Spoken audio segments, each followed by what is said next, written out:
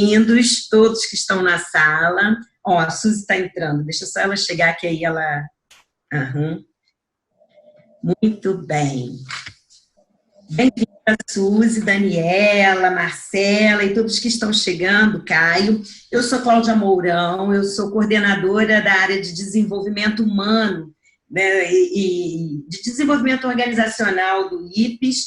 O IPES é uma instituição fundada a partir de um grupo de estudo chamado GPESP, presidido pela professora doutora Deise Miranda, que estuda e pesquisa sobre realmente as questões do suicídio. Ela lá atrás criou o grupo de estudo e pesquisa voltado exatamente para entender o que leva jovens, adolescentes, aí depois policiais e todas as pessoas que começam a pensar em ter essa ideação. Dali nasceram algumas publicações e o GPESP, que começou então no Laboratório de Análise de Violência da UERJ, virou o IPES, né? Ela cresceu e precisou se transformar no Instituto de Prevenção, Pesquisa e Estudo do Suicídio. Ampliando essa linha de acolhimento psicossocial, a gente está fazendo uma ação bastante acolhedora, a palavra é essa, onde a gente tem uma central hoje disponibilizada com apoio de uma entidade mantenedora, a Mad Levinson, que também é dirigida por uma das pessoas que apoiam aqui o IPES, a Verônica, e trazendo realmente à tona essa questão de acolher, só ouvir esses momentos de mudanças em que todos nós estamos enfrentando hoje, que é viver o momento das incertezas, sem saber como processar tudo isso, sem ter expectativas, digamos assim, mais tangíveis, né? Porque eu tenho as expectativas, mas eu não tenho segurança. Então, como é que eu lido com o que está acontecendo dentro de mim para que eu possa lidar com o que está acontecendo fora de mim? E aí é um mundo que está diferente e que a gente precisa, às vezes, ser ouvido. Às vezes as pessoas não têm com quem falar, não têm com quem se abrir, e aí nós criamos, através de voluntários aos quais a gente agradece imensamente, voluntários, eles doam tempo para acolher. É um trabalho de escuta acolhedora, sem julgamentos, simplesmente escuta. E tem sido uma experiência riquíssima. A gente começou no mês de maio, já estamos no segundo mês e a gente deve continuar aí de acordo com o período que a gente ainda continua em isolamento, tá ok? Então, essa foi a introdução que eu quis fazer do IPES, para mostrar que, além disso, isso foi uma ação pontual. O IPES é um instituto de pesquisa e estudo. Então, a gente tem pesquisadores que buscam estudar sobre prevenção do suicídio e tratar também em discussões, em pesquisas, o que pode ser feito com os sobreviventes e também com a pós-venção. Então, por que a gente está trazendo o tema de hoje, né? E a nossa convidada, que eu vou apresentar agora, porque a gente vai falar de habilidades socioemocionais, que são essas habilidades em que a gente não compra um comprimido na farmácia, toma e eu virei agora fortalecido nas minhas habilidades internas, eu vou conseguir me relacionar melhor, viver num mundo instável melhor. Não, a gente precisa ter um pouco de autoconhecimento. E aí a Eliane, que é a nossa convidada de hoje, vai ter aí um tempo de 30, 40 minutos para poder trazer uma abordagem sobre esse tema, que é fortalecendo as habilidades socioemocionais em período de vulnerabilidade. E Eliane Maciel, além de ser minha grande amiga, ela é consultora em comunicação organizacional e gestão de recursos humanos, é socióloga, é professora de sociologia da UF, da Unijuí, no Rio Grande do Sul, autora de 19 livros e tem experiência de 20 anos em atividade de treinamento, desenvolvimento para empresas, com ênfase na gestão de comunicação assertiva e não violenta, desenvolvimento das soft skills tão faladas, que são essas habilidades comportamentais, dentre outros temas. A Eliane faz um trabalho muito rico também de mediação, de ensinar e tratar um pouco essas questões das diferenças, utilizando aí bastante técnica e a docilidade que vocês vão ver que ela passa na voz e em toda a sua essência. Quero agradecer, Eliane, a sua presença e a sua dedicação de estar aqui hoje conosco, nos brindando para falar sobre esse tema tão relevante.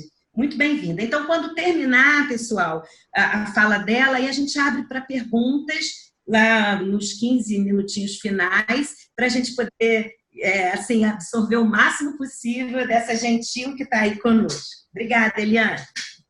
Bom, obrigada a vocês, em primeiro lugar, boa noite. Obrigada ao IPES, obrigada, Cláudia, obrigada a todos vocês pela gentileza de me receber e de permitir essa troca.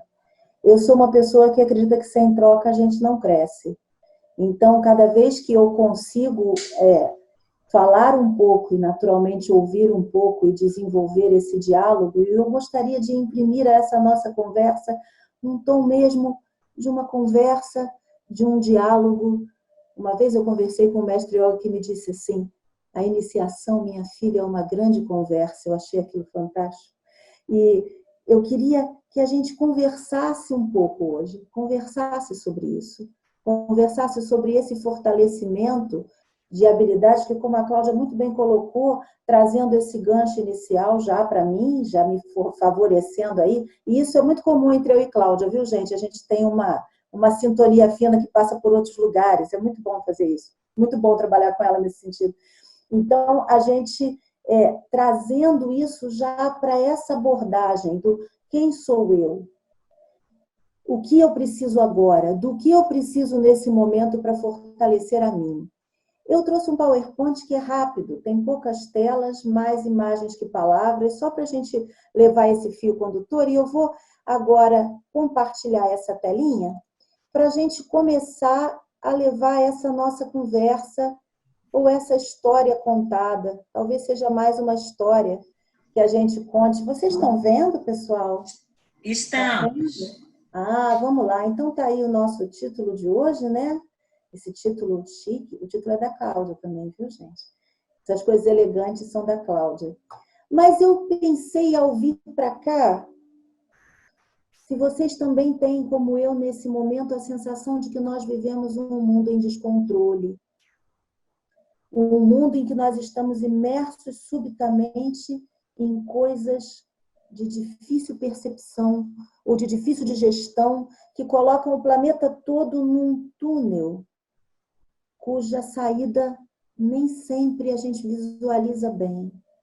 E como eu sou socióloga, como a Cláudia disse, e tenho esse vício positivo do olhar o mundo de forma expandida, eu venho olhando esse planeta em contínua convulsão e mudança e observando que 2019 foi um ano absolutamente desafiador, não é?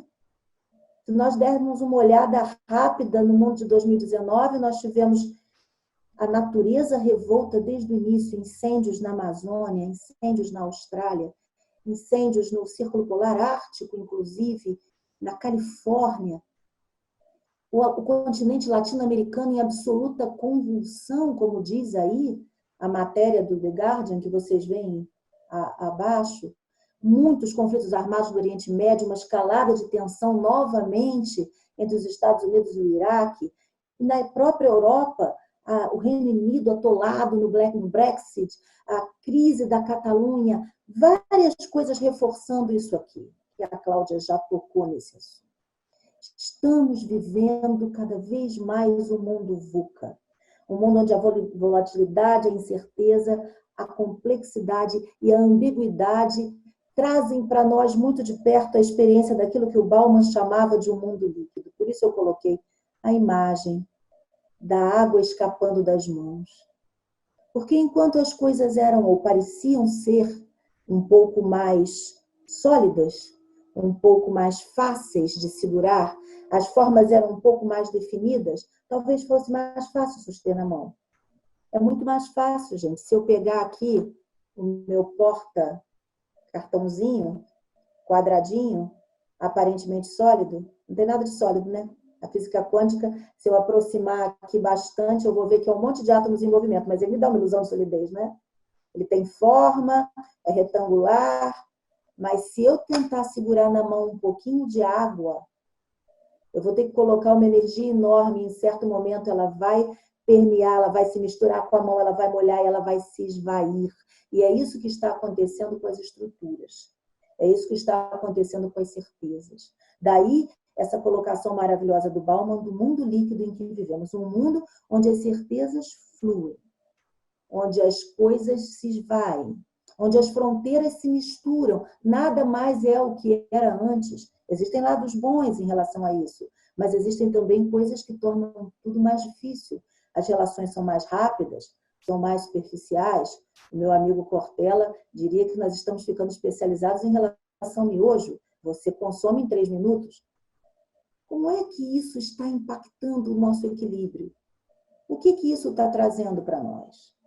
Na verdade, para onde esse olhar nosso começa a se direcionar diante desse admirável mundo novo, que tem sido chamado de novo normal, ou de novo anormal, como querem alguns, e que está aqui nos influenciando diretamente. Vejam vocês, nós estamos aqui agora, nos falando pela interface da tecnologia, acelerando aquilo que se esperava da 4ª evolução industrial, mas não pela nossa opção, porque um vírus nos obriga ao distanciamento social. Então, nesse sentido, se vocês, como eu, estiverem envolvidos no mundo das organizações, vocês provavelmente vão ouvir falar muito disso aqui, as soft skills, que são essas habilidades comportamentais, sociais, emocionais, que a Cláudia colocou, que complementam as hard skills, os conhecimentos técnicos específicos adquiridos. São as habilidades humanas que podem ser desenvolvidas, sim, mas que elas são intrínsecas. Elas nascem com a gente e a gente pode, então, trabalhar ao longo da vida esses comportamentos, essas atitudes para favorecer o relacionamento interpessoal, para melhorar o desempenho profissional, para ampliar as nossas perspectivas de carreira. Quando a gente olha para soft skills, por exemplo, nessa nuvem, eu coloquei algumas das que são mais citadas e mais lembradas. Com destaque para a comunicação, e eu fiquei muito feliz de saber que vocês têm dado um olhar fundamental para a comunicação, principalmente para formas melhores de comunicar, porque nós vamos ver ao longo dessa nossa conversa que a comunicação ela tem, de fato, uma centralidade, assim como a capacidade de educar, para esse movimento de aglutinar essas nossas habilidades, que incluem ainda a capacidade de provocar engajamento, de desenvolver um pensar voltado para a resolução de problemas, uma coisa fundamental que é o aprender a aprender, adquirir novos conhecimentos a cada dia. Algo que vai ficar cada vez mais essencial, porque é difícil hoje já. Quem não está precisando desaprender um monte de coisas para aprender um monte de coisas novas, na verdade? Vocês não estão com a sensação de que a gente está tendo que esvaziar um bocado as nossas certezas adquiridas até para poder adquirir outras, né? Ou outros modos de pensar? Então, na verdade, gente, qual é o grande desafio dessa história das soft skills? É que elas servem para tudo. Elas não são para ser usadas só no seu trabalho, ou só na sua casa, ou só com seus amigos, quando você sai com eles. Elas permeiam toda a sua relação com o mundo e não dá para aprender no MBA, sabe?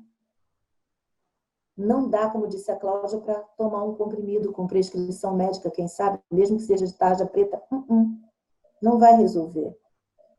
É necessário um processo de autoconhecimento, um trabalho interno, um cultivar desse autoconhecimento, um cultivar dessa riqueza interior, desse nosso universo onírico, daquilo que vem de dentro, e dentro está, e que é o que não passa, para que a gente possa desenvolver mais dessas habilidades. Por isso, deve ter alguns psicólogos aí nos ouvindo, a famosa frase do Jung: quem olha para fora sonha, quem olha para dentro acorda.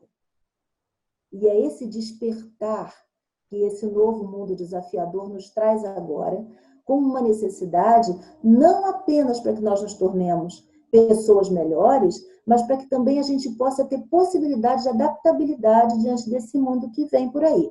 Querem ver? Olha só, gente.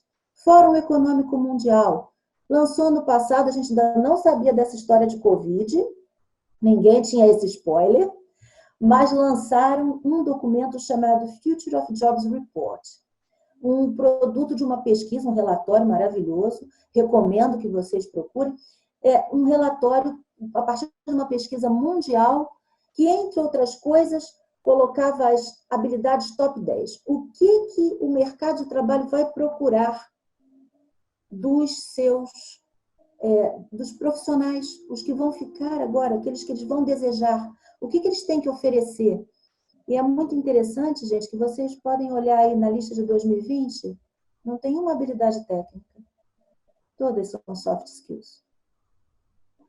Eles estão falando de resolução de problemas complexos, de pensamento crítico, de criatividade, entendida aqui naquele contexto de você ser capaz de pegar elementos aparentemente desconexos num contexto fluido e criar coisas novas.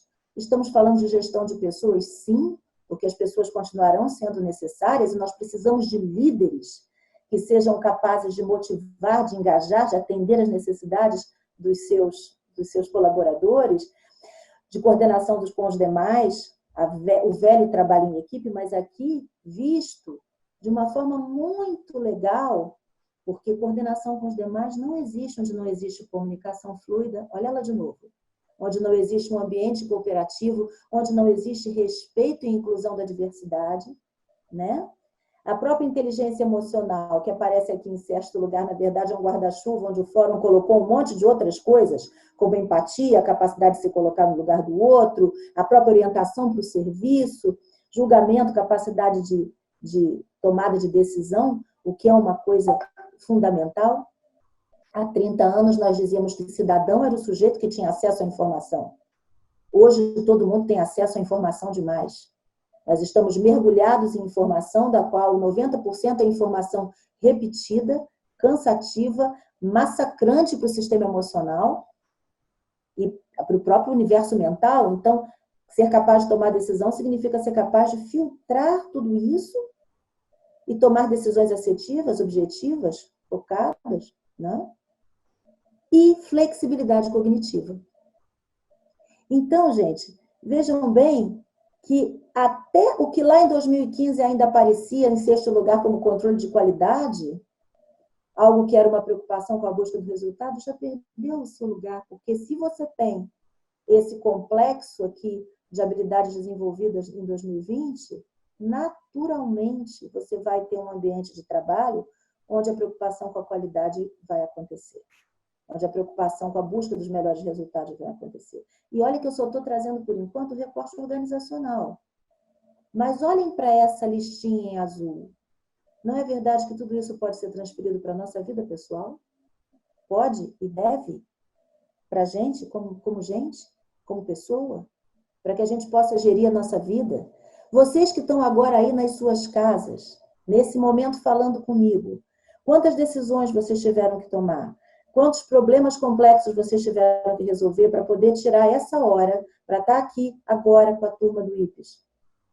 Quanto de inteligência emocional vocês estão tendo que ter? Quanto de empatia para trabalhar as pessoas da sua casa, que estão como vocês, nervosas, cansadas, estressadas com 3 meses de quarentena? Quanto vocês precisam ter de flexibilidade para aprender, inclusive, a usar esta máquina, esta plataforma, para poder agora trabalhar. Então, todas essas coisas estão diante de nós hoje colocadas como um complexo que nos desafia. E que nos desafia de uma maneira muito clara, porque a mudança veio da noite para o dia. Nós tivemos que nos adaptar a ela. Estamos tendo que nos adaptar a ela. Então, fortalecer nesse momento essas habilidades passa por esse acolher-se também. Quando vocês falam em acolher, eu acho fantástico as pessoas que têm a disponibilidade para acolher. E o acolher-se faz parte também desse processo. Nesse momento, talvez mais do que nunca. Esse aqui é só um dado que eu trouxe também, do mundo organizacional, uma outra pesquisa também, mostrando aí, olha, do que as empresas têm carência. Empresa, gente, barra organizações, barra instituições públicas também. não é? Quantos de vocês não lidam com crises geradas, cujo deflagrador, não diria geradas, mas cujo estopim é a insatisfação no ambiente profissional em que se vive? Se você tem 60% das empresas com carência das soft skills, 75% dos chefes com carência de soft skills, isso é mensurado, é dado científico no Brasil, mensurado pela professora Betânia Tanuri, lá da Fundação Dom Cabral. O que nós estamos falando? Nós estamos falando de um mundo que precisa se tornar emocionalmente mais inteligente. Daí o link é tão fantástico com o trabalho que vocês fazem. Porque vocês estão girando nesse círculo virtuoso ótimo que está retratado aí do lado. Vocês estão comunicando, engajando, comprometendo, mobilizando, vocês estão levando as pessoas para um engajamento em prol de um propósito melhor, que é uma vida melhor, que é a qualidade de vida, que é fazer a vida das pessoas valerem a pena, que é valorizar a vida, que é, afinal de contas, o campo de experiência e de provas único que nós temos para experimentar, né? Nesse sentido, eu queria fazer uma brincadeira. Quero agora perguntar uma coisa para vocês aqui, porque eu acho que quando a gente fala de fortalecer habilidades socioemocionais e fortalecer soft skills, existe um repositório maravilhoso de conhecimento a que a gente pode recorrer.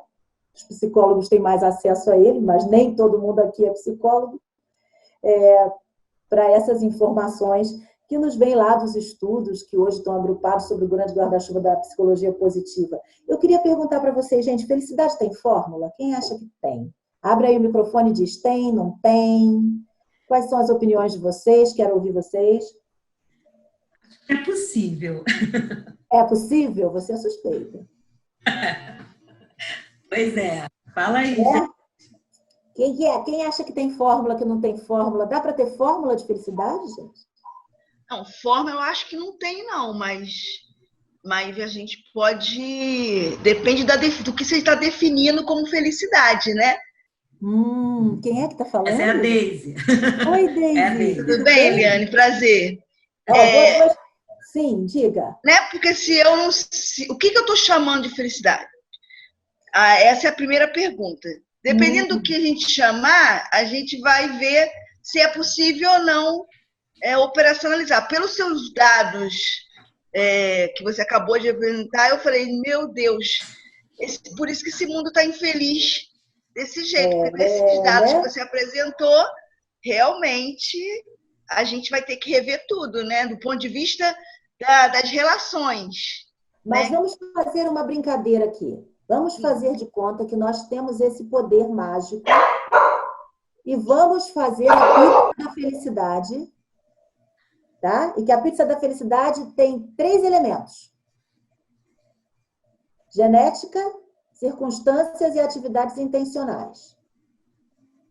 E isso não está distribuído por igual. Já vou avisando. Mas não é 33,3 para cada um, não.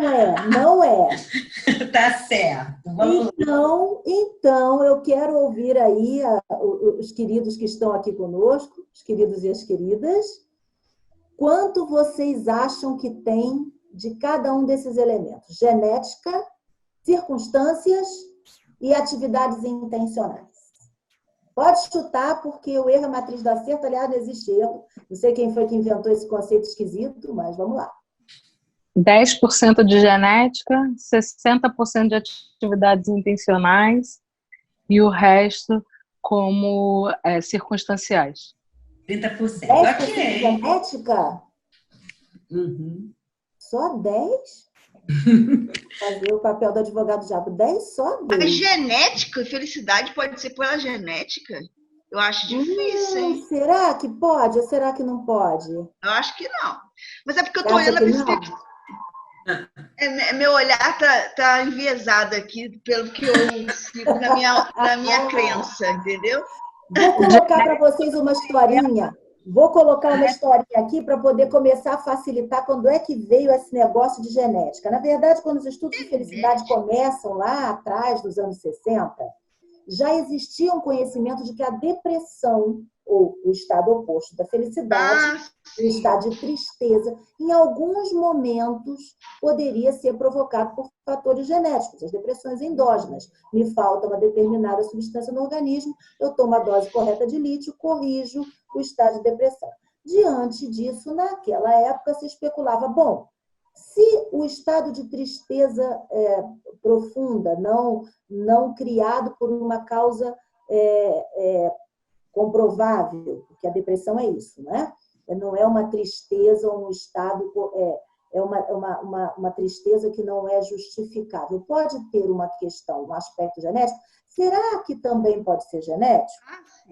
E aí fizeram um estudo que foi fundamental, convido todo mundo a conhecer, um estudo chamado Twins, gêmeos, que durante sei lá quantos anos observou gêmeos idênticos, portanto, pessoas com DNA igualzinho, né? Cláudia sabe disso muito bem, até a idade adulta, para verificar se os dois, se fosse genético, os dois tenderiam a ter os mesmos níveis de felicidade ou de infelicidade. E isso não se constatou. Essa pesquisa não funcionou. Mas a genética continua tendo um papel na pizza. E diante disso eu quero mais palpites. Quem me diz aí quanto é que vai? Nós temos 10, 60 e 40 por enquanto aqui. É a aposta da Daisy. Não, acho que é ao contrário. Acho que foi Marcelo que falou. 10, 60 é na atividade intencional. 60 na atividade intencional e 10 na genética. Aí eu questionei de genética, ela era tão Eliane, você está chamando de genética para explicar a felicidade ou a depressão? Porque não, pela depressão eu sei que... Vamos dar uma olhada depressão na eu sei que tem. Já botei muita pimenta. Vamos dar uma olhada na pizza. Olha só, gente, acho que vocês vão se surpreender. Olha pelas corzinhas. 50% genética, 10% circunstância. 50% genética? Gente. Aí eu vou explicar o raciocínio da pizza. Vamos lá.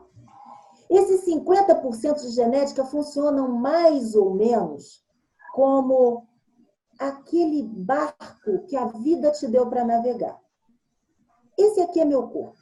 Essa é a minha estrutura genética. Meus pais me fizeram desse jeito lá na combinação química que foi possível. Bem que gostaria de me parecer com a Xuxa, mas não foi possível. Ficou só assim mesmo. Mas tudo bem. Isso é, vamos dizer assim, o barco que me foi dado para navegar o curso dessa vida. Isso é a minha genética.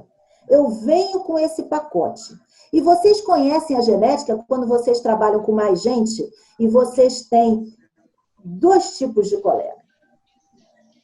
Aquele que num dia de chuva chega e fala assim, caramba, tá chovendo, tá frio pra caramba lá fora, mas a meteorologia disse que vai melhorar.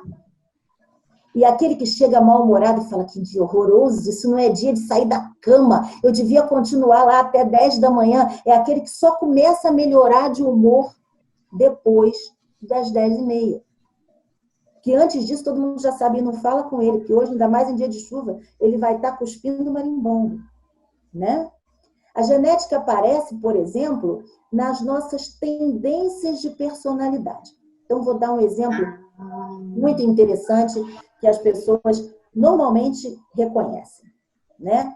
Por que é que você tem 2 menininhas de 3 anos de idade e uma é absolutamente tranquila?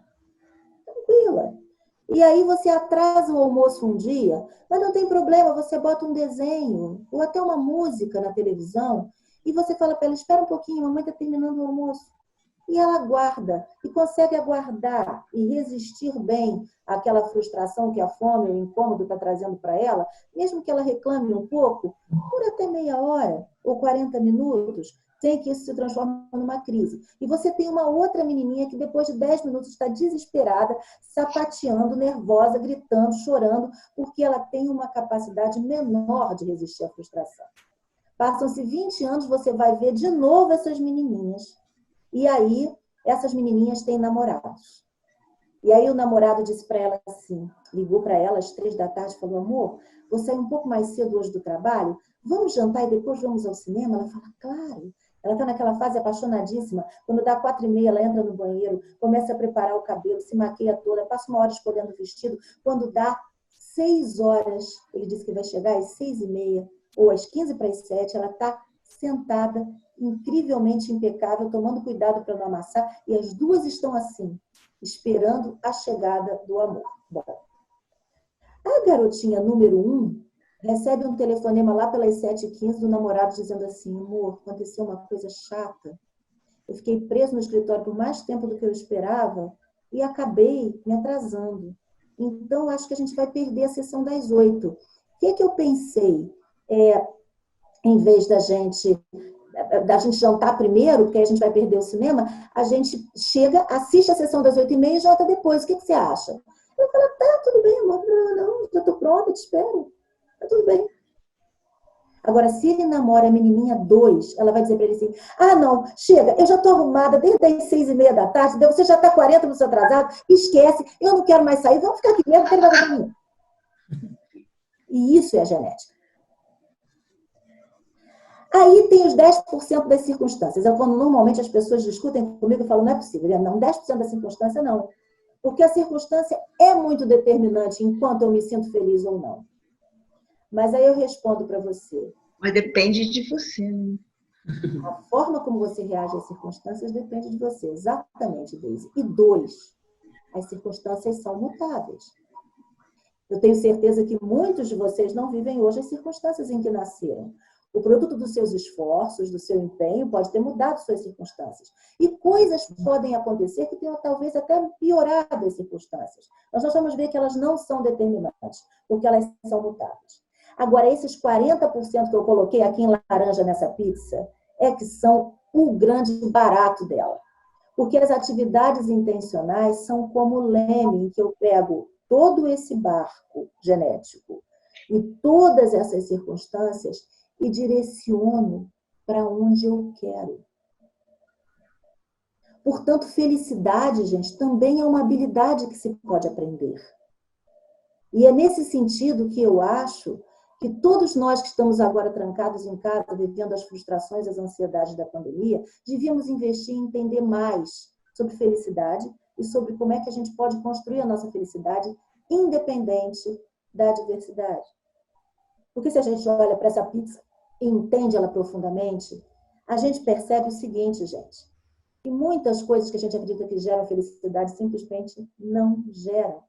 Ah, não. A felicidade duradoura, a felicidade real, está muito mais em adaptar-se ao que a gente está fazendo, em aceitar o que a gente está vivendo, em se conscientizar da realidade e mudar o que pode, o que precisa ser mudado, do que em a gente ficar sonhando com coisas que talvez não estejam possíveis. A felicidade que nós podemos obter, na verdade, não vem das coisas ou dos títulos ou das satisfações ou dos elogios que a gente possa obter.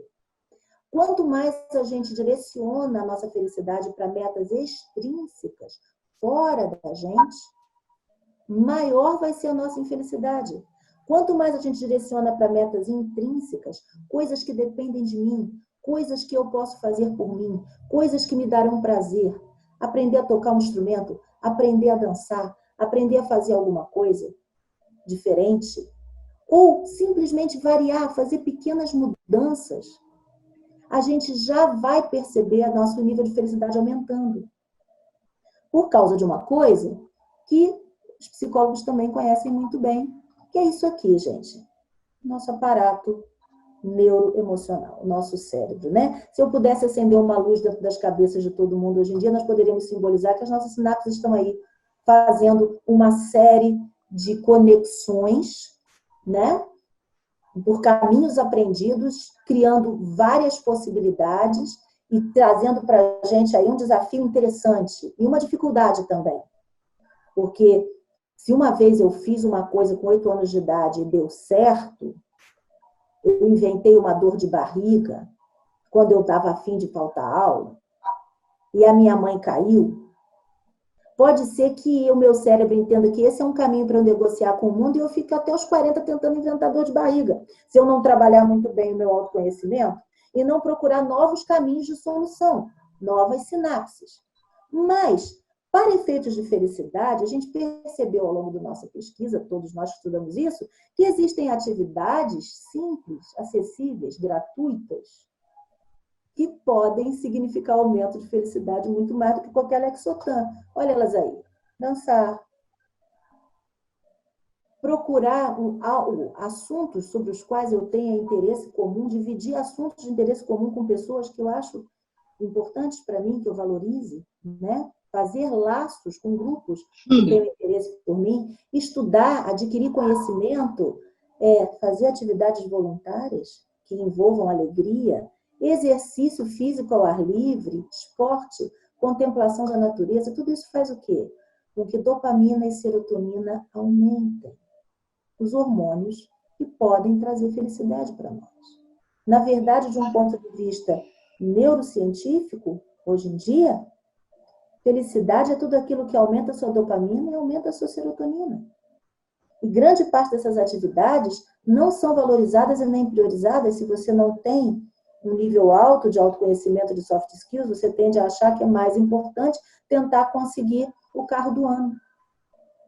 Ou tentar conseguir o último modelo do iPhone, sem nada contra o último modelo do iPhone, mas ele se torna mais importante do que outras coisas, para mim, extremamente assustador, né? Eu tenho um computador chamado Vintage. O apelido dele é Vintage, de tão velho que ele é, né?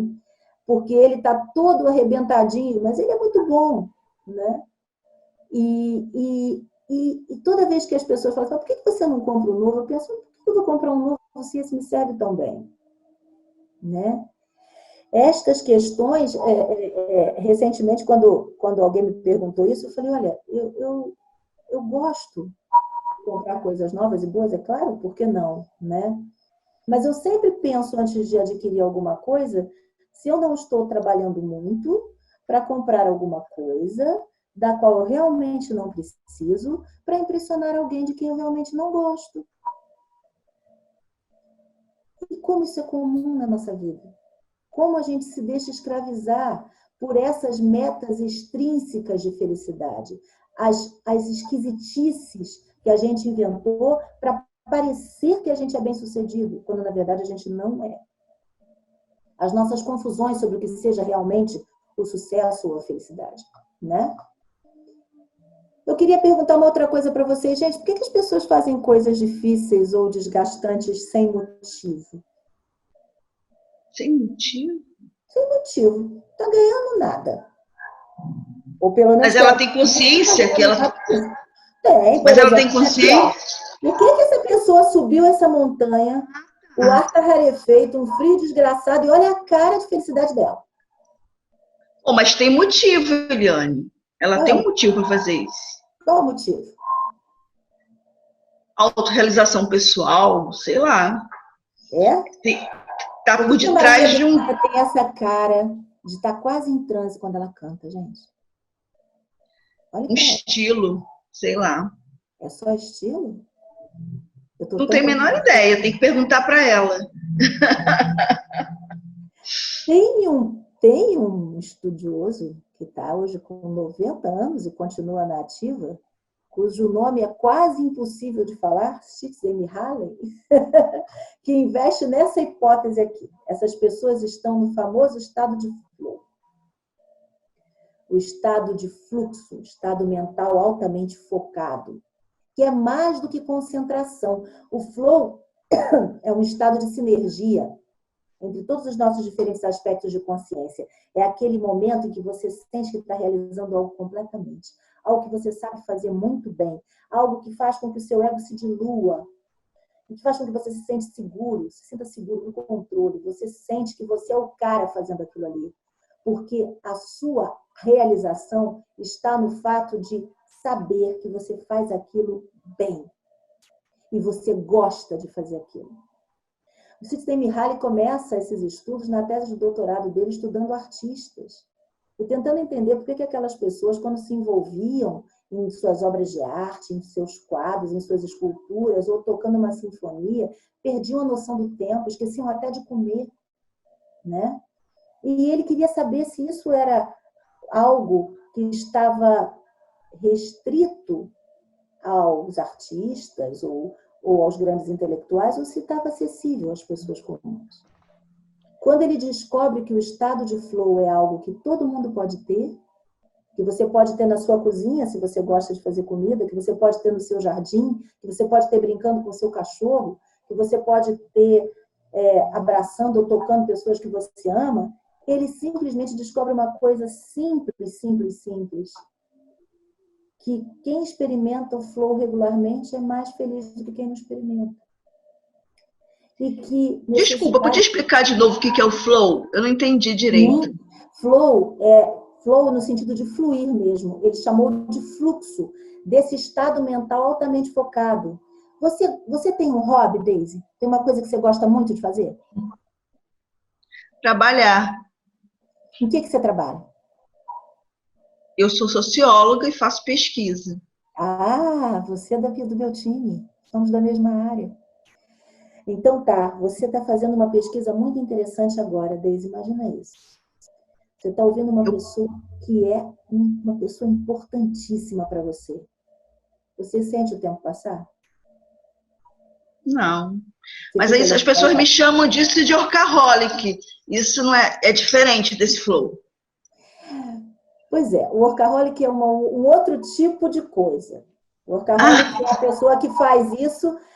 Pode ser que isso pode se confundir, mas o workaholic muitas vezes é aquele que se desgasta, que desequilibra outros aspectos da vida em função dessa dedicação excessiva ao trabalho. Não é disso que nós estamos falando. Eu estou falando da satisfação profunda de fazer algo muito bem. Quando você está fazendo uma pesquisa, você fala, puxa, isso aí... Não vou dizer que eu sou o cara porque é machista, né? Mas eu sou a cara. Eu sou aquela que chega e pá, eu sei fazer isso muito bem. E isso me dá uma satisfação profunda. Isso me ressignifica. Minhas necessidades diminuem, minhas ansiedades ficam maiores. Esse estado emocional está intrinsecamente ligado à felicidade. E está intrinsecamente ligado a conhecer o seu propósito de vida. A saber qual é o seu propósito. E é muito fácil para a gente identificar isso pelas nossas reações até físicas. Então, por exemplo, eu e Cláudia trabalhamos num trabalho pesadão. A gente faz um workshop de 3 dias para pessoas de uma grande empresa que são porta-vozes. Com frequência, nós trabalhamos 8 horas direto, muitas vezes de pé. Mas nós estamos sempre rindo. E estamos num nível de energia e de felicidade enorme quando aquilo termina. Podemos até estar fisicamente cansadas, mas estamos com a mente a mil, com uma clareza total. Por quê? Porque nós sabemos que o nosso propósito está diretamente ligado a isso. Ficou claro agora? Esse é o estado do flow. Descobrir o que é esse propósito faz parte de fortalecer as nossas habilidades socioemocionais nesse momento. Essa é a pegada. Por outro lado, gente, eu queria dizer para vocês uma coisa interessante sobre felicidade, e essa talvez seja mais surpreendente, que nem toda a adversidade é ruim. Isso é uma coisa muito, muito interessante, porque a gente tem, por cultura, uma lógica de dizer assim, fulano se casou, conseguiu um emprego ótimo, passou no concurso, que beleza, ele deve estar tão feliz. Mas, puxa, fulano adoeceu, perdeu alguém importante, está passando um momento financeiro difícil, coitado. Ele deve estar tão mal. Necessariamente não. Quando a gente vai estudar de verdade, a gente percebe que fugir da adversidade não é a grande questão. A grande questão é a capacidade que você tem de se recuperar dela mais rapidamente, entender essa crise como uma oportunidade para ser melhor e caminhar numa direção que talvez seja totalmente inesperada, mas que pode ter uma significância muito interessante para você. E nesse sentido, eu quero agora pedir a vocês que me deixem compartilhar aqui um vídeo. Eu vou fazer uma tentativa de compartilhar direto do YouTube para vocês, tá? Então, vocês vão aguardar só um minutinho e eu vou entrar aqui no vídeo. Espera aí só um pouquinho que eu preciso parar de compartilhar a minha tela, que a gente precisa se adaptar a esse admirável mundo novo aqui. Mas vamos lá. Vamos ver se vocês escutam o som.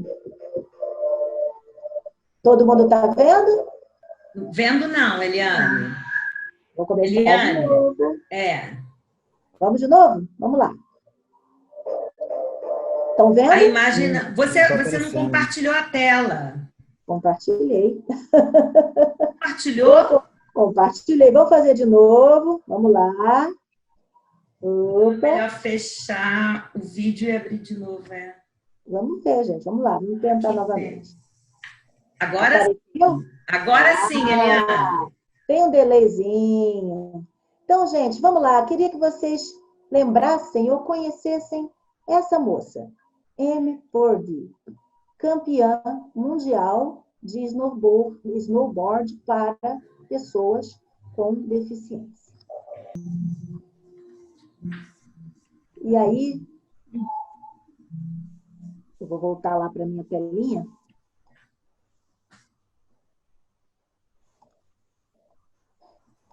Diante disso, eu pergunto a vocês, gente. É ou não é verdade que a gente pode transformar qualquer circunstância da vida? A gente pode. Existe na gente essa capacidade incrível. As adversidades, muitas vezes, elas estão dentro daqueles 10% das circunstâncias sobre as quais a gente não tem controle. Mas ela tem possibilidade de nos propiciar o desafio e a chance de encontrar um caminho novo, né? Então, para concluir essa primeira parte da nossa conversa, eu listei aqui as ações campeãs em liberar dopamina e serotonina, né? Mais felizes do que qualquer droga, que podem fazer com que a gente possa desenvolver as nossas habilidades psicossociais de uma maneira mais profunda. Vamos rir até da gente mesmo, vamos brincar, vamos nos divertir. Eu e meu marido vamos fazer aniversário de casamento em plena quarentena. Como a gente não vai ter a menor chance de viajar, a gente resolveu que a gente vai brincar como se a gente estivesse dentro de um avião indo para algum lugar da nossa comemoração, né? Mover-se, gente. Vamos nos mover. Mover o corpo é mover a mente. Cooperar, fazer coisas significativas, integrar-se ao grupo. Nós estamos num momento que nós estamos descobrindo que a nossa capacidade de nos conectarmos uns aos outros não depende da presença física. E Cláudia, que sabe que eu sou sinestésica até a tampa, sabe que isso para mim é difícil para chuchu, né? Mas nós estamos aprendendo isso. Fazer atos de bondade conscientes. Agradecer regularmente, mesmo pelas menores coisas. Gente, nós sabemos de pesquisas que mostram que pessoas com câncer que começam a agradecer regularmente precisam de menos medicação para se curar.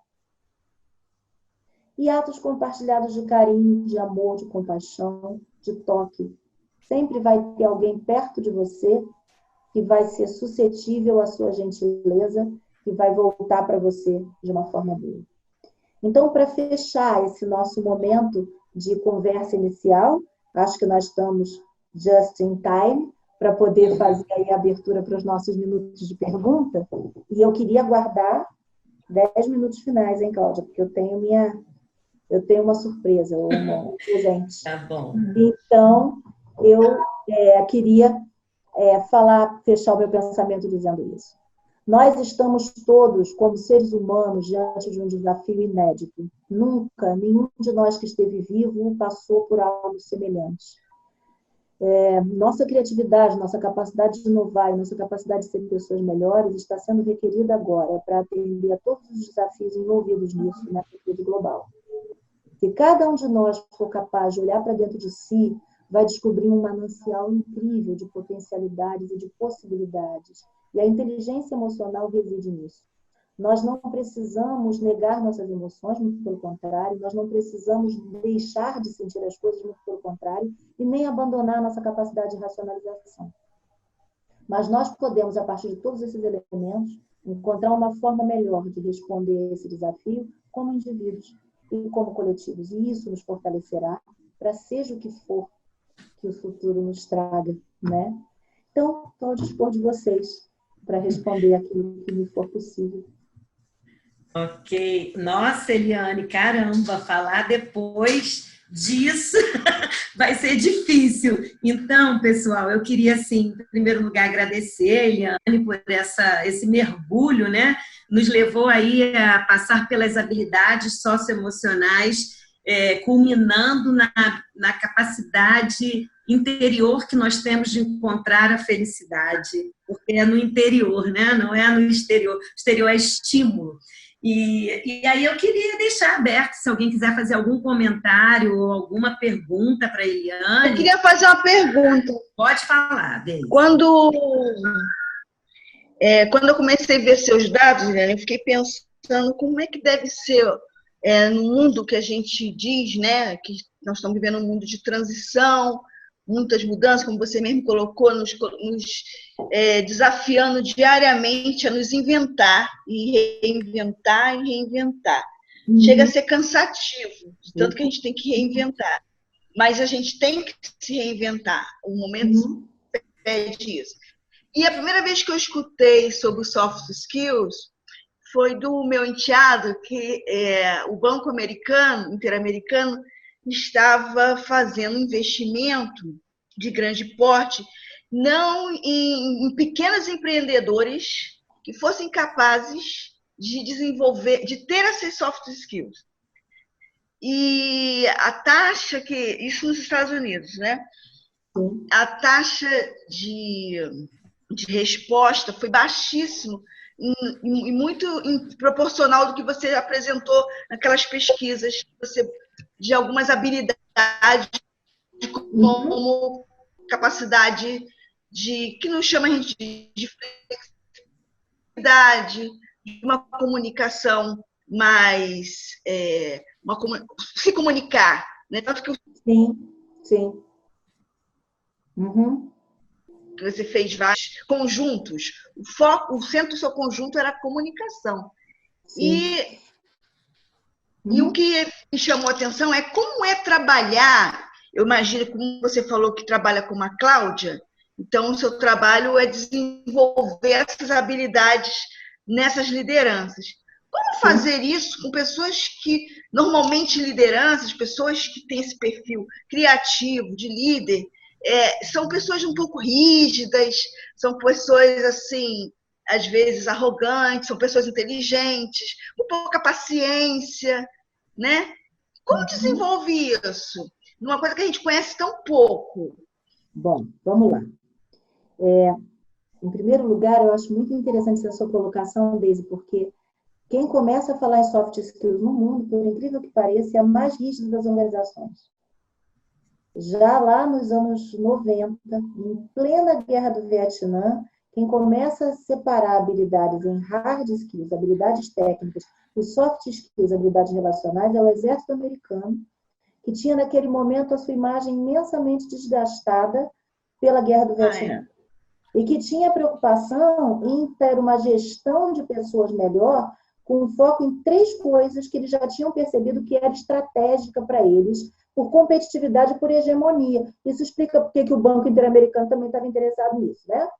Que é a questão de ter um ambiente melhor, mais propício à criatividade, à inovação, à resolução, um militar mais focado no serviço ao cidadão e um ambiente também mais cordato, que fugisse daquela coisa caricata do manda quem pode, obedece quem tem juízo, e que não leva a lugar nenhum. Pelo contrário, leva a erros estratégicos enormes. Veja bem, isso já tem aí sei lá quantos anos e a gente ainda está patinando nisso.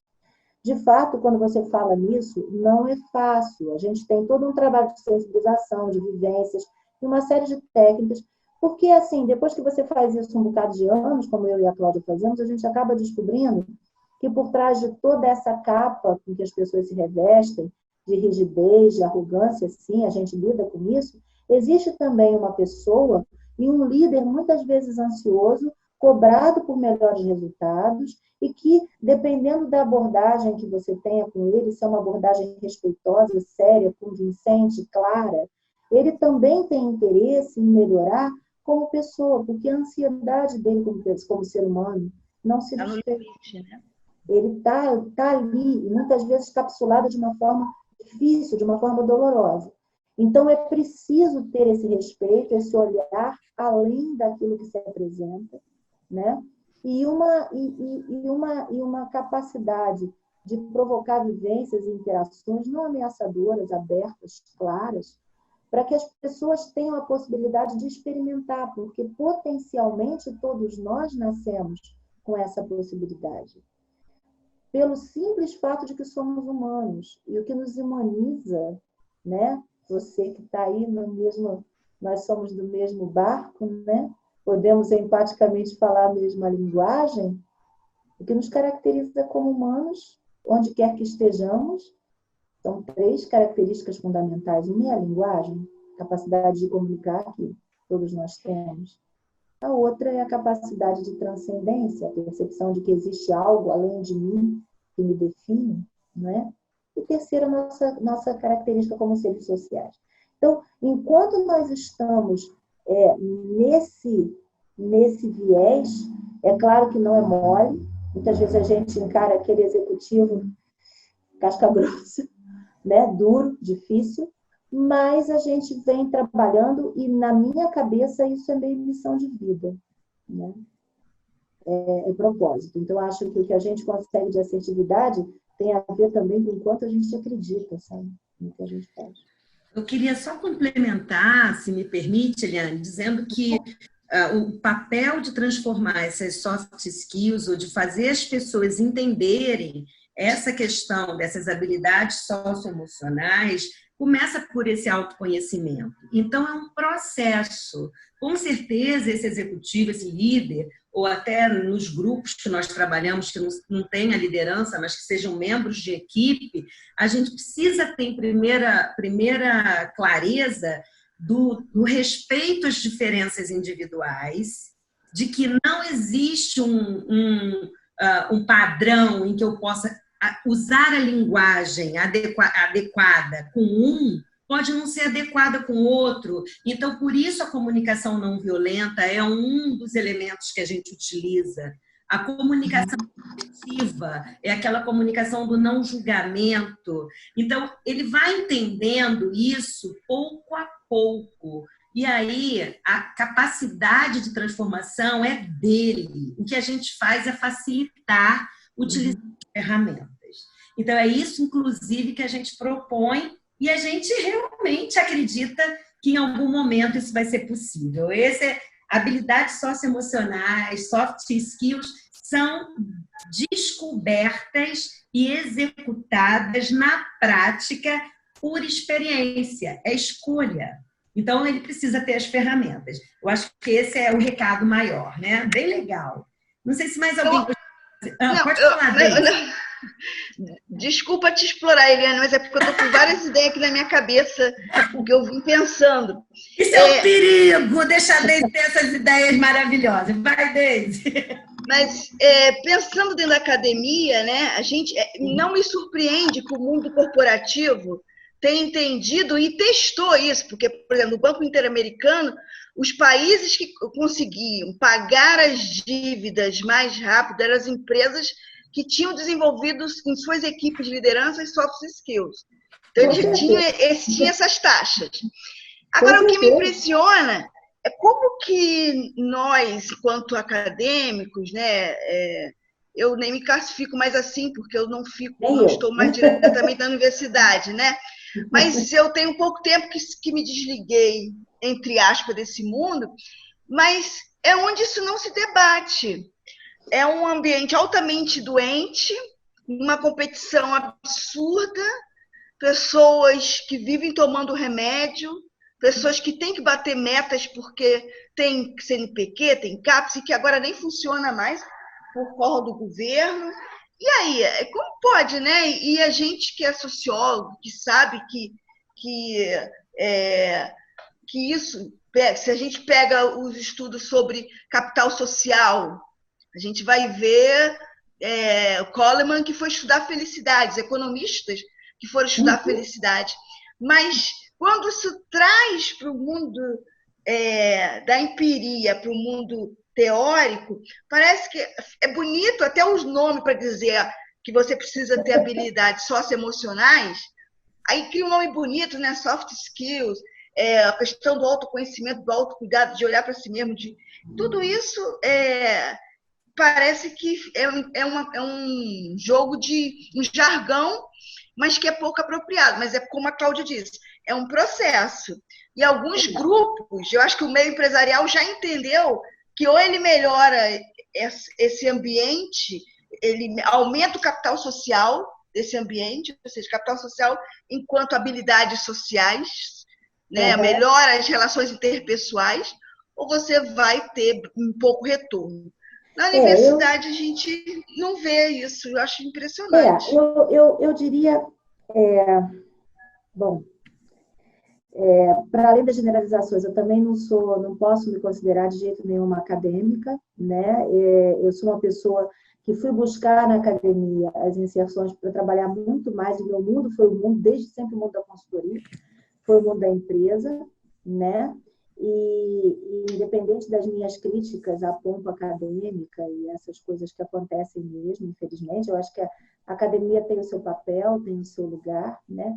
Mas, para além das organizações, das grandes estruturas, quando a gente fala de soft skills, a gente só pode falar mesmo de indivíduos ou de pequenos grupos comprometidos. Quando uma organização como o IPES começa a estudar e a olhar para as pessoas verdadeiramente, pode-se criar um núcleo de saúde emocional, que as pessoas podem aproveitar para aumentar a sua saúde emocional ou não, dependendo do seu desejo, do seu empenho, da sua entrega a essa proposta.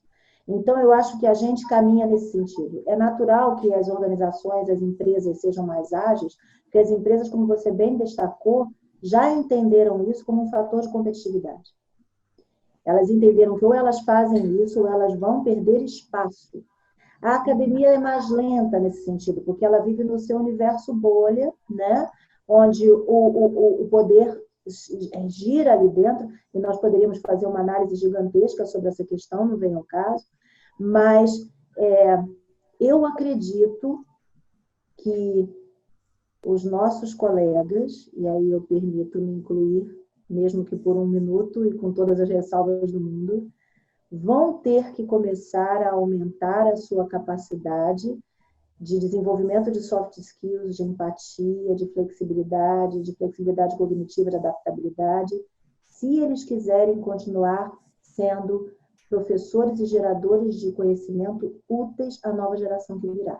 Com certeza. Porque não haverá ninguém da geração Y ou da geração Z, principalmente hiperconectada, que esteja capaz de aceitar os professores intolerantes, desagradáveis, arrogantes, que achavam rei da barriga, que a gente aturou, até porque a gente era obrigado. Nesse sentido, já são 20h19, gente, pelo amor de Deus, desculpa. Eliane, obrigada. Cada hora. Não, eu gostaria só de fazer uma perguntinha. Mas a gente começou um pouquinho mais tarde. Mas nesse a gente teve que esperar para iniciar. Não, eu queria contar para vocês uma história hilária, de um segundo só, mas é vivencial. Essa eu acho que é muito boa. Muito obrigada, Eliane.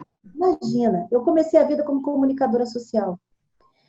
E, num determinado momento da minha trajetória, eu entendi que o ferramental teórico de conhecimento que a comunicação social me trazia já não era suficiente para a comunicação organizacional que eu fazia, para os trabalhos de mediação de conflitos em que eu trabalhava. Então, eu voltei para a universidade para fazer sociologia.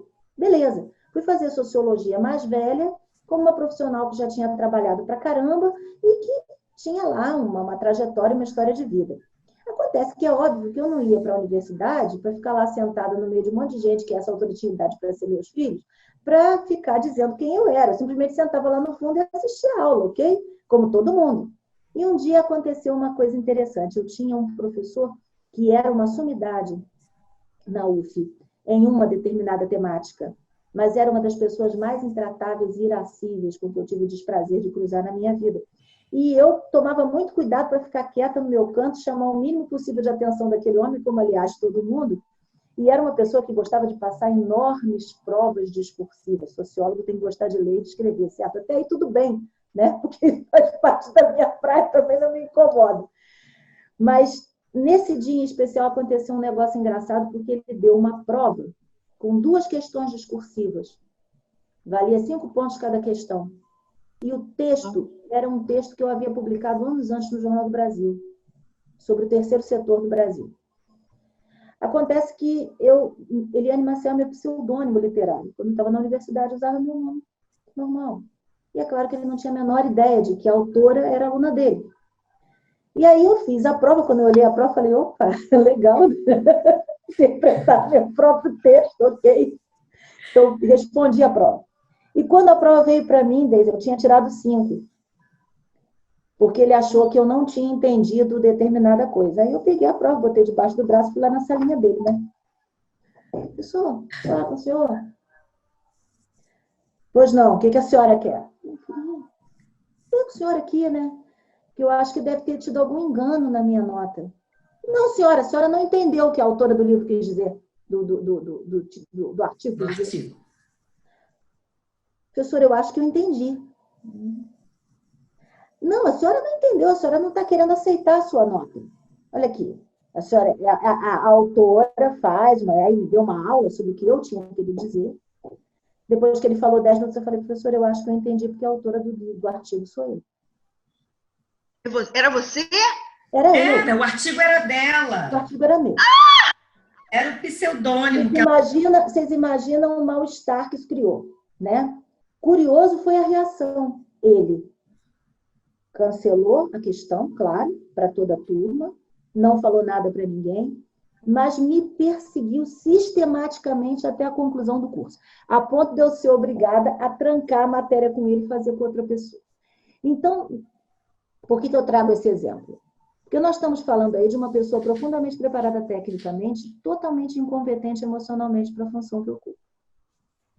E isso vai ter que ser reconsiderado e revisto por todas as organizações, sejam elas acadêmicas ou não. Bom, dito isto... Vamos, por causa da hora, perdeu o fechamento. Vamos fazer eu gostaria de saber se a live vai ficar disponível para assistir depois inteira, porque eu já entrei na metade. Eu não sei dizer. Vai ficar, Deise? Sim. Eu acho que sim, Caio. A live ela será publicada em nosso Facebook na semana. Eliane permitir. Claro. Nessa semana ainda. Nessa semana ainda. Certo, obrigada. Gente, eu queria terminar isso de uma forma bem acolhedora, se vocês me permitissem. E aí eu coloquei para a Cláudia que eu queria fazer com vocês uma mentalização. Eu tenho um trabalho também voluntário que eu faço, em que normalmente eu gravo e distribuo mentalizações, meditações, que são utilizadas por pacientes em terapia, por pessoas estressadas, enfim, elas são utilizadas de forma geral, e normalmente esses textos não são meus, são textos que são feitos com o meu esposo, que é terapeuta. Mas essa aqui, especificamente, foi uma mentalização que eu mesma fiz, a partir de estudos, e fiz para uma pessoa especial, que eu gosto muito. Então, eu adaptei para vocês. E eu acho que, como ela tem elementos muito interessantes de trazer coisas positivas e de mostrar um caminho para a gente chegar a esse nosso recurso interno positivo, eu queria, então, compartilhar com vocês. Tem só 4 minutos, pode ser? Por mim, pode? Eu acho que todo mundo vai querer. Então, Opa, tem carinha eu vou boa pedir aí, a vocês aí que onde estão, se estiverem em um ambiente que tem alguma porta aberta, fechem a porta. Se a luz estiver muito alta, podem diminuir um pouquinho. Fechem os olhos, respirem por 1 ou 2 vezes profundamente. Nós vamos fazer agora uma viagem pelo território da imaginação, que nos leva para esse universo onírico tão positivo, tão interessante e que é único, que é de cada um de nós. Então, fechem os olhos, por favor, e imaginem que vocês estão entrando em um jardim lindíssimo. Um jardim maravilhoso. Sintam os aromas desse dia magnífico nesse jardim. Caminhem por ele. Toquem as flores, os frutos. Saibam que esse lugar existe, que ele é um refúgio para a sua alma. E delicie-se sabendo que você é dono desse jardim, dessa riqueza sem fim.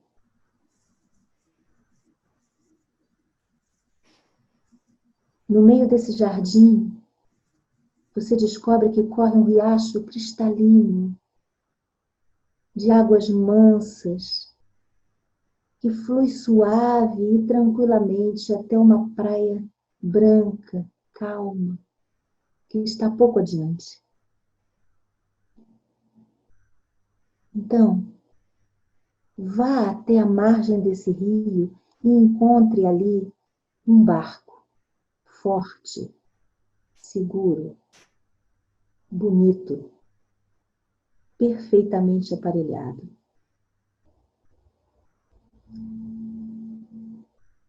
Esse barco foi disposto ali para que você faça um passeio agradável até a praia. E dentro desse barco há tudo que você pode precisar. E se você quiser algo mais, basta estender as mãos e retirar o que você quiser às margens do rio, porque tudo está sempre ali ao seu alcance. Na verdade, tudo mesmo está à margem desse rio, muito fácil, visível, para que você pegue a qualquer momento, sem culpa, sem restrição. Muito dinheiro para fazer inúmeras coisas boas, dons, amigos, prazeres, sorrisos, realizações, coisas concretas, coisas abstratas. Traga o que quiser para o seu passeio. E se você esquecer alguma coisa, não faz mal, porque tudo estará ao seu dispor. É só estender a mão. Entre no bote, solte as amarras e deite-se confortavelmente. Deixe que ele corra mansamente, correnteza abaixo. Veja as nuvens no céu azul correndo com a brisa. O seu passeio começou e ele é divertido. Ele foi feito para você. E enquanto o seu barco flui suavemente rio abaixo, repita comigo em sua mente. Eu aprendi, nesses anos em que vivi até aqui, a alegria de ser eu mesmo. De ser eu mesma. Eu vim a esse mundo para manifestar quem eu sou e o que eu desejo ser. E eu consegui. Eu gosto de mim. Eu gosto de quem eu me tornei. Eu gosto do que eu aprendi. Eu sou uma pessoa boa, forte, generosa, confiável. Sou um ser humano único e por isso não me comparo a ninguém. Eu sou uma pessoa compassiva e carinhosa, alegre, afável, capaz de oferecer compreensão e perdão. Eu mereço cada alegria e realização que experimento. Eu mereço todo o amor que tenho. Eu mereço toda a infinita riqueza de que desfruto e que flui às minhas mãos.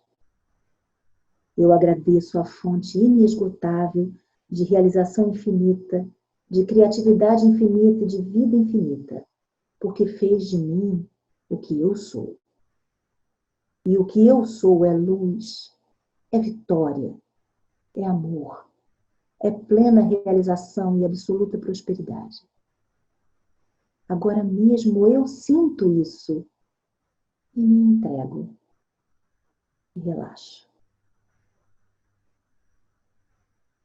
A cada dia que passa, eu percebo que sou mais, muito mais do que aquilo que meus olhos do cotidiano podem ver.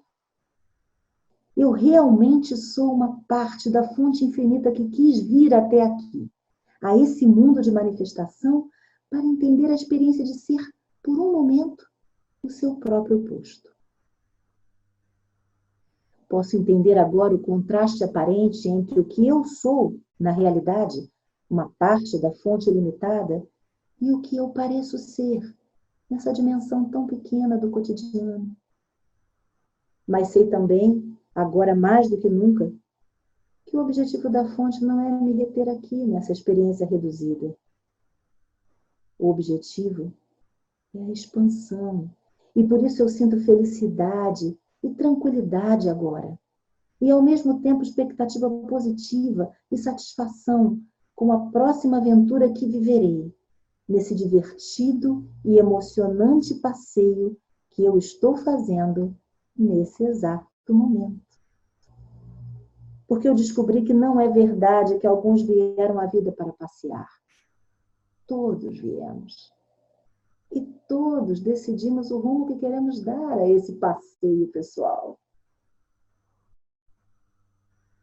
Eu me permito, por um momento, apreciar a margem desse rio, por onde meu barco flui, flui e flui desimpedido, sabendo que ele irá em direção ao oceano da minha realização infinita, sem que nada possa retê-lo. E como não preciso me preocupar com a sua rota, como sei que ele vai chegar lá, eu me permito a total despreocupação. Eu não preciso controlar o barco o tempo todo, porque ele tem apenas uma rota, uma possibilidade, um caminho para seguir. E eu já o tracei.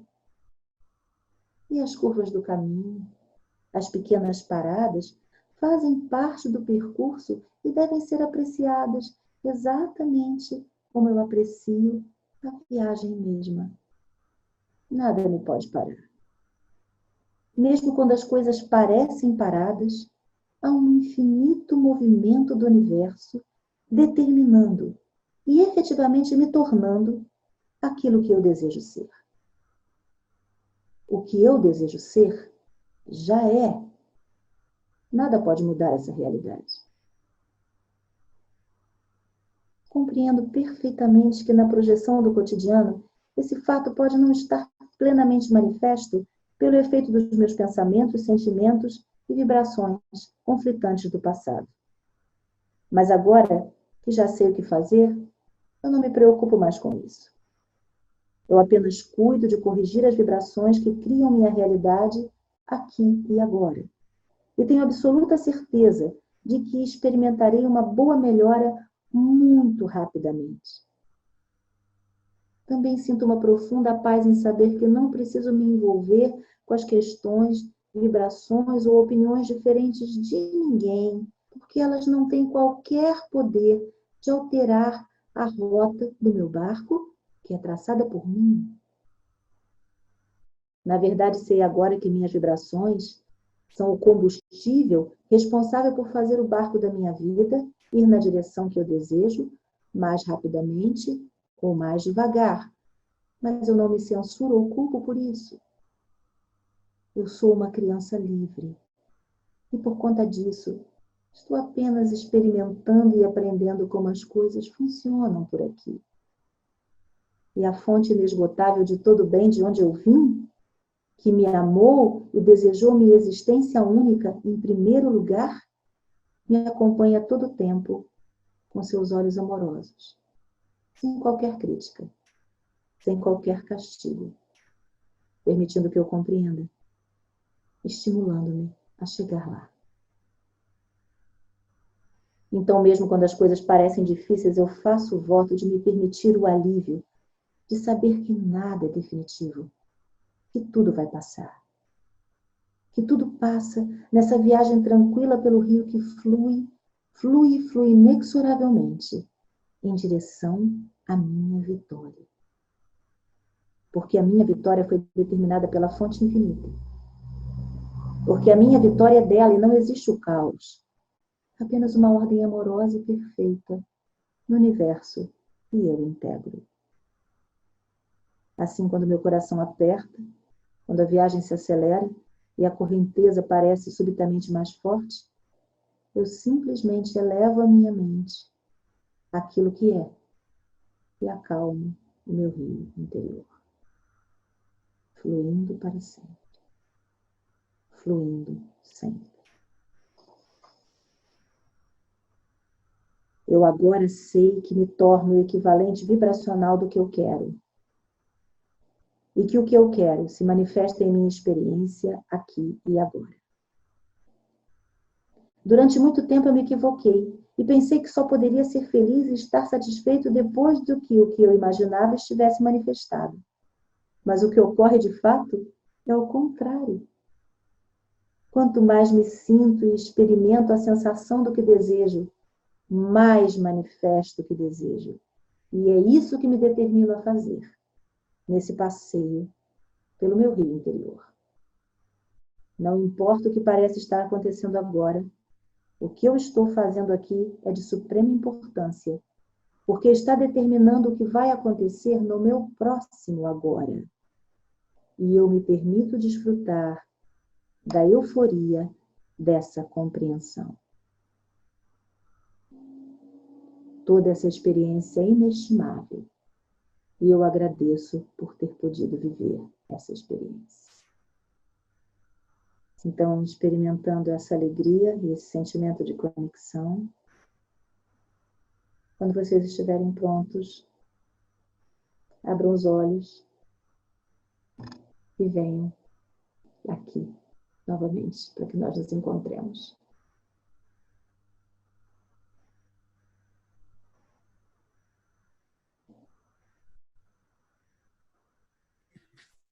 Estamos de volta. Alguém quer falar alguma coisa? Para nós encerrarmos aqui. A Samila colocou que quer esse texto maravilhoso. Um prazer. Olha só. Muito Ele obrigada. é até um pouco maior, eu Uhum. pouco porque não queria ultrapassar o nosso tempo. Tá certo. Obrigada pela oportunidade, em nome do IPS, meu nome. Vou passar a palavra para a Deise, e aí a Deise faz aí as considerações finais. Se alguém quiser falar ainda fique à vontade. Deise, tá sem som. Eu esqueço.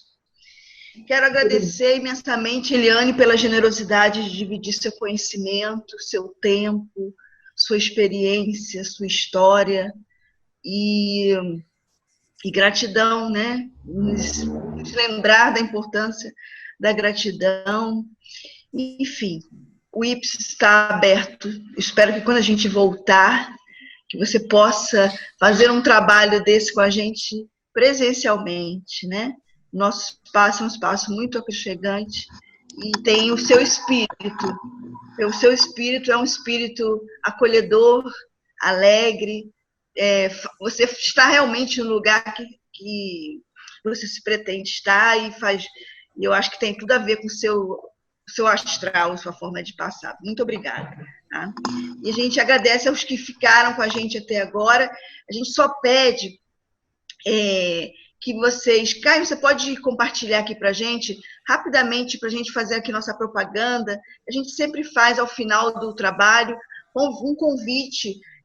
Na próxima semana, nós vamos dar continuidade a esses trabalhos que a gente já vem desenvolvendo há 2 meses, né, com a Cláudia, com a Wanda, agora com a Eliane, da comunicação assertiva e não violenta, principalmente como ferramentas para o uso das nossas relações interpessoais, independente de ser em organizações, ou em casa, ou na vida, na família, com a gente mesmo.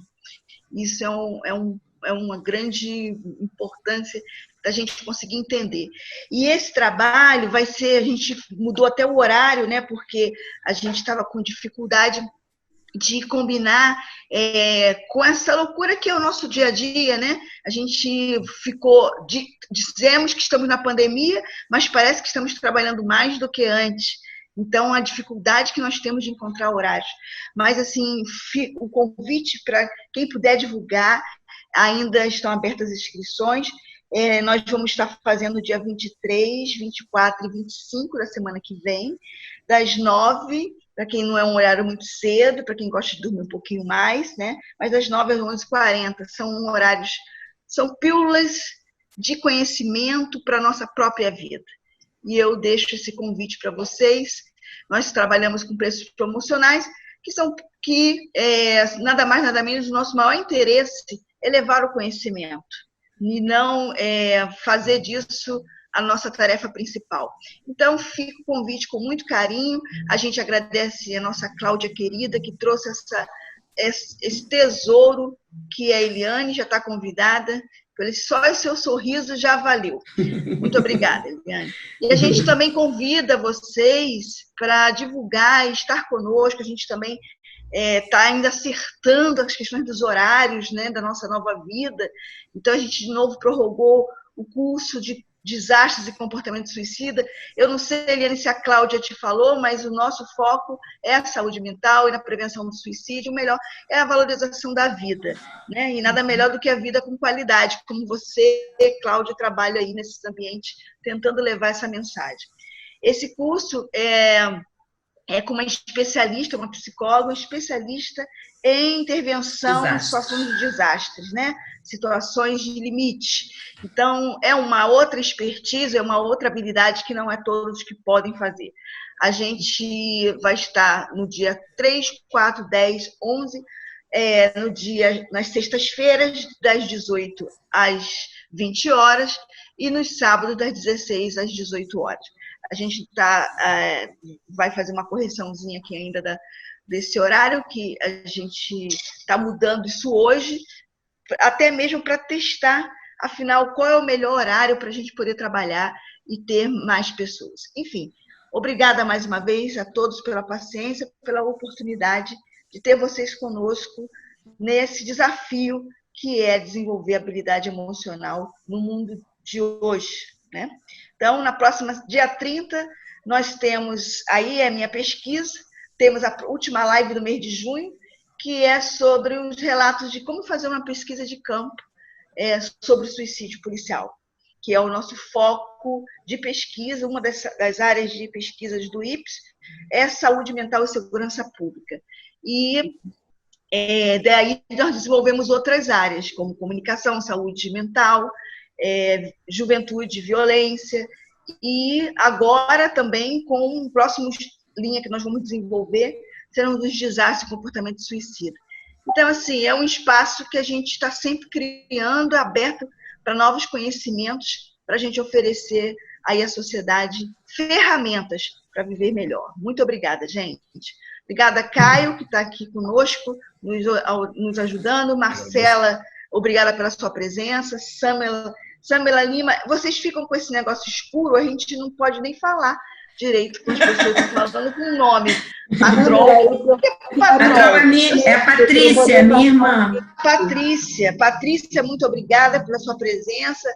Então, assim, a todos, né, que ficaram conosco até agora, é muito bom poder contar com... Saber que nós estamos investindo nisso. É trabalhoso? Eu reclamo muito para a Cláudia, né, Cláudia? Mas porque eu sou daquele modelo ainda um pouco inflexível. Mas eu vou chegar lá, ainda nessa vida, se Deus quiser. Obrigada, gente. Uma boa noite para todos nós. Seja bem-vinda, viu, Eliane? Esteja conosco, se Deus quiser, depois dessa pandemia, lá no IPES. Mais uma vez, obrigada, Cláudia. Uma boa noite. Eliane, obrigada. Marcela, um beijo. Samela, Patrícia, todos que estiveram presentes. Deise, muito obrigada mais uma vez. Boa noite, bom descanso a todos. Obrigada. Tchau, Eliane.